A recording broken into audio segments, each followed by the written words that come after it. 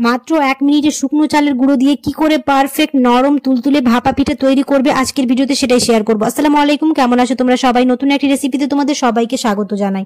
এই ভাপা পিঠে যে কেউ বানিয়ে ফেলতে পারবে আজকের ভিডিও দেখে, আর সাথে থাকবে কিছু টিপস এন্ড ট্রিক্স। চলো তাহলে ভিডিওটা এবার শুরু করি। ভিডিও শুরু করার আগে একটাই রিকোয়েস্ট, চ্যানেলটিকে যদি সাবস্ক্রাইব না করে থাকো তাহলে সাবস্ক্রাইব করে দিও, আর ফেসবুক থেকে দেখলে পেজটাকে ফলো করতে ভুলো না। তো এখানে আমি মিক্সিং বলে নিয়ে নিলাম হচ্ছে শুকনো চালের গুঁড়ো। আমি এখানে 3 বাটি নিয়েছি, বেশি করে নিয়েছি, তার কারণটা একটু পরেই বলবো। তো খুব ভালো করে এবার এটাকে মেখে নেব। তার জন্য এখানে দিয়ে দেব হচ্ছে জলের মধ্যে 1 চা চামচ নুন দিয়ে খুব ভালো করে মিক্স করে একটু একটু করে জল দিয়ে খুব ভালো করে মেখে নেব।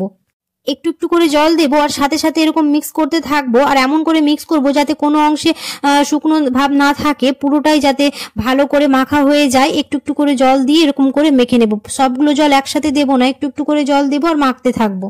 যেহেতু আমি শুকনো চালের গুঁড়ো নিয়েছি তাহলে জলের পরিমাণটা একটুখানি বেশি লাগবে। যদি আমরা ভিজে নিতাম তাহলে জলের পরিমাণটা কম লাগতো। তো আমি এখানে একটু একটু করে জল দিয়ে এরকম করে আটাটাকে মেখে নেব। এই ভাপা পিঠা বানানোর জন্য আমাদের জলের পরিমাণটা একদমই ঠিকঠাক রাখতে হবে, না হলে ভাপা পিঠাটা আর বেশি ভালো হবে না, ফেটে যাওয়ার চান্স থাকবে। তো জলের পরিমাণটা ঠিকঠাক রেখে আটাটা আমাদের মেখে নিতে হবে। আর দেখতে পাচ্ছ কি করে আমি আটাটা মেখে নিয়েছি, কোনো অংশে শুকনো ভাব থাকবে না, এরকম করে মেখে নেব। আর হাতে যখন এরকম মুঠো হয়ে আসবে মানে আমাদের আটাটা খুব ভালোভাবে মাখা হয়ে গেছে, এবার আটাটাকে চেলে নেব।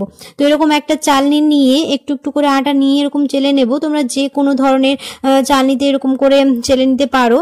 এখানে আমি অনেকগুলো আটা নিয়েছি, তার কারণ হলো আমরা অনেক সময় ভাপা পিঠে মাখার জন্য খাওয়া হয় না।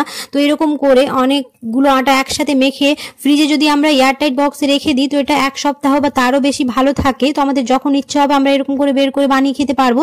তাই আমি একসঙ্গে অনেকগুলো আটা মেখে রেখেছি। এই টিপসটা তোমরা ফলো করে দেখতে পারো, অনেক কাজে দিবে। যেহেতু আমাদের বাড়িতে তো একটা দুটো কাজ থাকে না, অনেকগুলো কাজ থাকে, এরকম করে খাওয়া হয় না। তো একসাথে যদি আমরা আটাগুলো মেখে রেখে দিই তাহলে যখন ইচ্ছা হবে বের করে খেতে পারবো। সকালবেলা চায়ের সাথে হোক বা রাতে ডিনারে হোক এরকম করে খেতে পারবো। তো আমি এরকম এয়ারটাইট বক্সে রেখে দিয়েছি, এটা 10 থেকে 15 দিন ভালো থেকে যায়।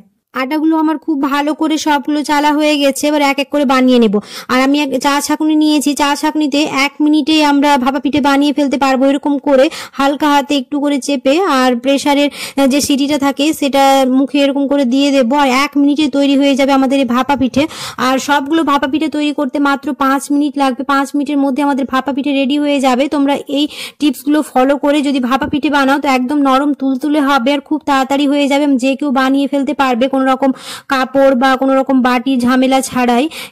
দেখতেই পাচ্ছ সবগুলো বানানো হয়ে গেছে। আশা করছি আমার আজকের রেসিপি তোমাদের ভালো লেগেছে। যদি ভালো লেগে থাকে তাহলে অবশ্যই একটা লাইক করে দিও, আর কমেন্টে জানাতে ভুলো না কেমন হয়েছে। দেখা হবে খুব শিগগিরই পরে একটি নতুন রেসিপিতে। সবাই খুব ভালো থাকবে, সুস্থ থাকবে, সাবধানে থাকবে। আল্লাহ হাফেজ।